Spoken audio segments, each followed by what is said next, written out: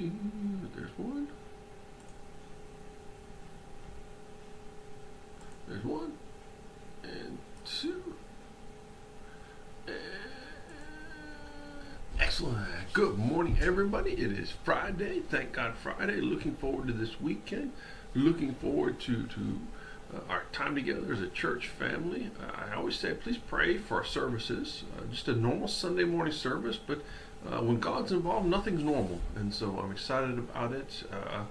Brother John, Second John, is out of the hospital. He's still got some follow-up appointments and some recovery to do, so I don't think he'll be here this Sunday. But please remember to pray for him. Brother Rob, dealing with some pre-bronchitis, and so please keep him in prayer. He's got to go to the doctor, go to sick call to prove he's too sick to go to work, and so it's always the frustrating part about the military, but God is good, so please keep him in prayer. Family is healthy again. Got to see them on Wednesday night, but it's Friday, and so this morning I'm thankful for Fridays. I'm thankful for the opportunity for these little nuggets God shows me throughout the day in different places, and this morning I'm thankful for pocket coffees.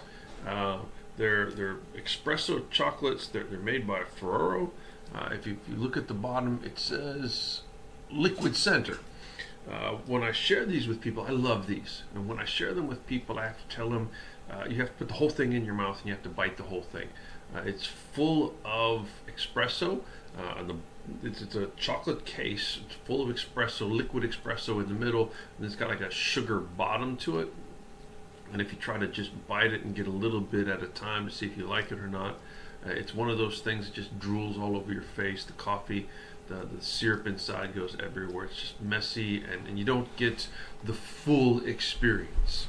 And so I'm thankful for these because it shows us that there are things in life that we can't take a little bit at a time. There's things that we can't test the water, so to speak, to see if we like it. There's things we can't take a little bite of. The other day my son asked me, what does mustard taste like? And until you've tasted mustard's a very hard condiment to explain, but then there's all these wide variety of flavors, but it's one of those things you have to try to see. And the Christian life is like that as well, but not just the Christian life, but there's so many things in life, the pocket coffees that I share with people. Joshua, in speaking to Israel, says, choose you this day whom you will serve. You can't serve the world and God. You have to pick a side, basically. And the Christian life is one of those things we can't live a little bit and then try and live with the world as well. If we do that, it gets messy, and it gets there's parts, the good parts we miss out on, and we get to see the bad parts. And taken as a whole, the Christian life is amazing. There's difficult times there, but God carries you through it. That relationship with Him, with His family, is amazing. And if you try to pick and choose the parts that you want to live, the parts that you enjoy, it's so difficult. There's so much in life, pocket coffees and food. If you just ate pizza dough, pizza would be horrible, but if you put it all together, it's amazing. If you want to live with somebody instead of getting married, you miss out on all the best parts. If all you're looking at is the time kids take to raise or to train or to all of that, then you miss out on the snuggles and the hugs and the I love yous.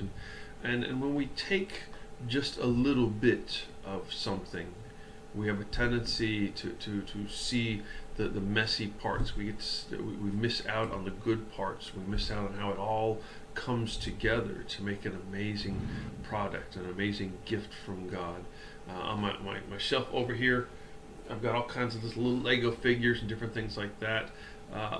A Lego brick by itself is kind of, just a Lego brick, but when you put them together, they make amazing creations. When you take just espresso or just sugar or just chocolate, it doesn't make a great piece of candy, but when you put it all together, you've got a pocket coffee.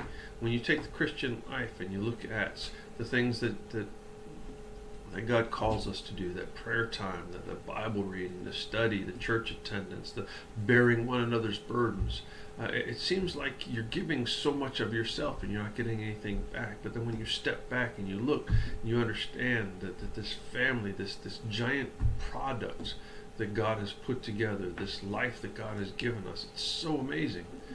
Children can be frustrating at times. So a wife or a husband can be difficult or misunderstanding, and there's a lot of hurt in there, but it's amazing what God does with that. And that hurt, that the difficulty, those struggles, that impatience comes with an amazing amount of love, an amazing amount of giving.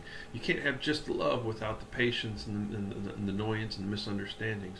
But the patience, the annoyance, the misunderstandings, and the difficulties, the struggles don't come without that love as well.